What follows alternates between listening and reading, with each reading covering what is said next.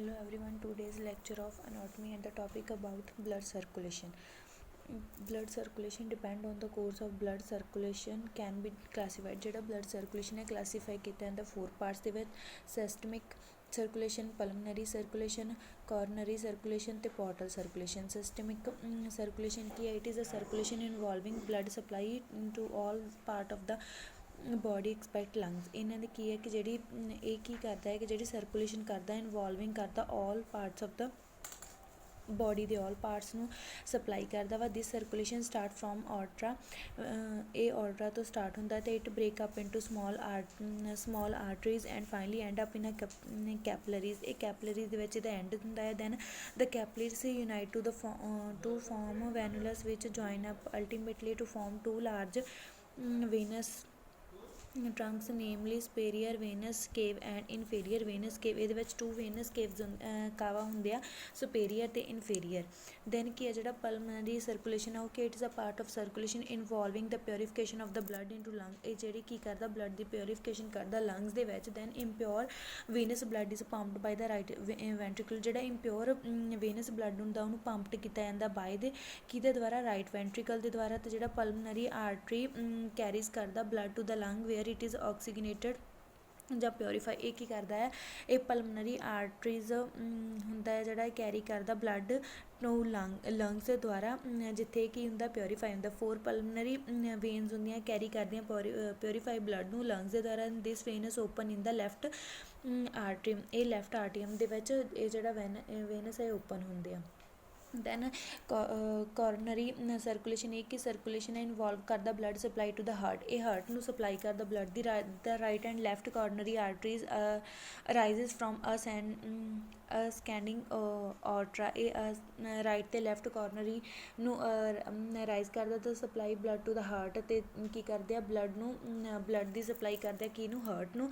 The venous blood is a collected by the coronary sinus which open in the right arterium। ਇਹ ਕੀ ਕਰਦਾ ਜਿਹੜਾ veins ਆ blood collect ਕਰਦਾ ਬਾਈ ਦਾ ਕੋਰਨਰੀ sins ਦੇ ਦੁਆਰਾ ਤੇ ਓਪਨ ਹੁੰਦਾ ਰਾਈਟ ਆਰਟਰੀਅਮ ਦੇ ਵਿੱਚ। ਦੈਨ 4th ਕੀ ਆ? Portal circulation. ਇਹ ਕੀ ਆ? Circulation of blood through the liver. ਇਹ ਲੀਵਰ ਦੇ ਵਿੱਚ ਜਿਹੜੀ ਸਰਕੂਲੇਸ਼ਨ ਕਰਦਾ ਬਲੱਡ ਦੀ। ਇਹਦੇ ਵਿੱਚ ਕੀ ਹੁੰਦਾ?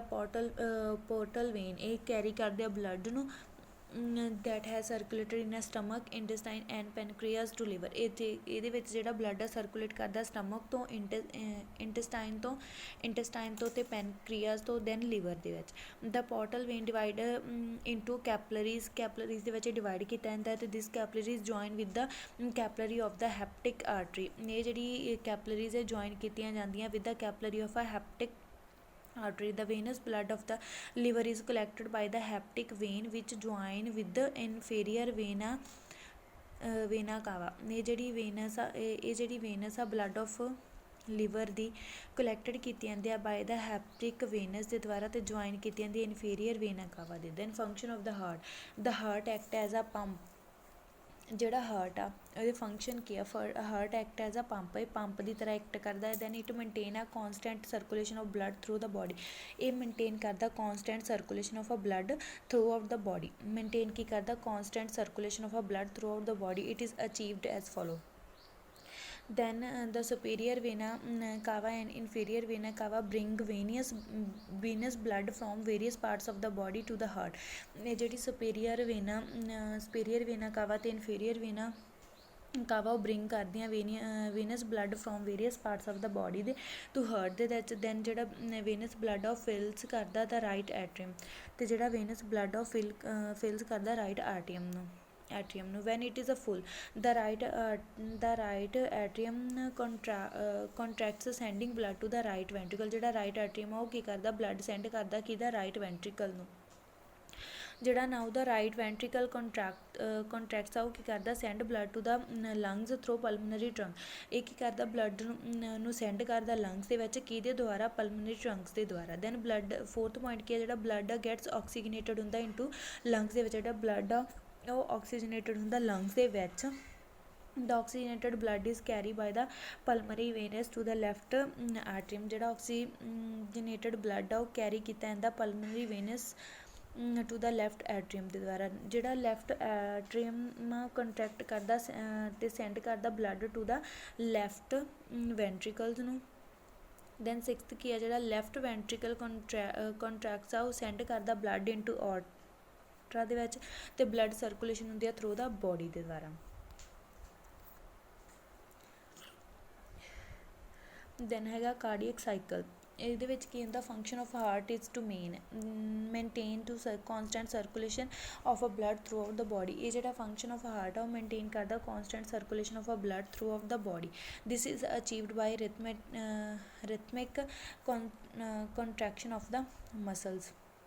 ਜਿਹੜਾ ਕਾਰਡੀਅਕ ਸਾਈਕਲ ਆ ਉਹ sequences of a event which occurs in a heart during a single beat. ਇਹ ਕੀ ਆ ਸੀਕੁਐਂਸਿਸ ਆਫ ਇਵੈਂਟਸ ਆ ਜਿਹੜੇ ਅਕਰ ਹੁੰਦੇ ਆ ਹਾਰਟ ਦੇ ਵਿੱਚ during a single beat. The rate of heart is 72 beats per minute. ਜਿਹੜਾ ਹਾਰਟ ਦਾ ਰੇਟ ਆ ਉਹ 72 ਬੀਟਸ ਆ ਪਰ ਮਿੰਟ ਦੇ ਵਿੱਚ। So the time taken for one beat is 0.8 second ਹੁੰਦੇ ਆ ਅਤੇ sequences of event occur every 0.8 second. Then ਜਿਹੜਾ ਕਾਰਡੀਅਕ ਸਾਈਕਲ ਅਕਰ ਹੁੰਦਾ 2 ਫੇਸਿਸ ਦੇ ਵਿੱਚ ਸਿਸਟੋਲ ਅਤੇ ਡਾਇਸਟੋਲ। ਸਿਸਟੋਲ ਹੁੰਦਾ ਕਿ ਪੀਰੀਅਡ ਆਫ ਕੰਟਰੈਕਸ਼ਨ ਅਤੇ period of relaxation. The cycle of event occur to start with blood from the venous fill the two arteria. The superior and inferior vena cava fill the right atrium and pulmonary veins fill the left atrium. ਜਿਹੜੀ blood from the venous filled the two arteria. The superior and inferior vena cava fill the left right ਜਿਹੜੇ inferior vena ਕਾਵਾ ਹੁੰਦੇ ਆ ਉਹ ਕੀ ਕਰਦੇ ਆ fill ਕਰਦੇ ਆ right atrium ਅਤੇ ਪਲਮਨਰੀ ਵੇਨਸ ਨੂੰ। ਪਲਮਨਰੀ ਵੇਨਸ ਫਿਲ ਕਰਦੇ ਆ ਲੈਫਟ ਐਟਰੀਅਮ ਨੂੰ। Then this is a flow by a way of contraction in the atria. ਇਹ ਫੋਲੋ ਕੀਤੇ ਜਾਂਦੇ ਆ ਵੇਵ ਆਫ ਕੰਟਰੈਕਸ਼ਨ ਦੇ ਦੁਆਰਾ। This lead to emptying of atrial blood into the respective ventricle. This lead to emptying of arterial blood. When the ventricles are full they contract. Now the blood present in the ventricle